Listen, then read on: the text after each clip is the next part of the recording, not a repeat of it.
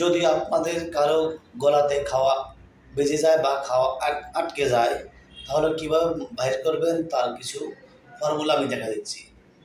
যদি কারো খাওয়া গলাতে আটকে যায় তাহলে আপনারা জোরে জোরে কাশি দিবেন একটু উপরে।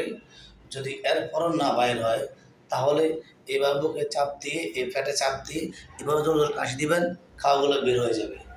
তারপরেও যদি দেখেন আপনার আশেপাশে কেউ না থাকে, আপনার নিজের খাওয়াগুলো বেজে গেছে বা আটকে গেছে, বাইর হতে পারছে না, ভিতরে যাচ্ছে না, তখন কী করবেন?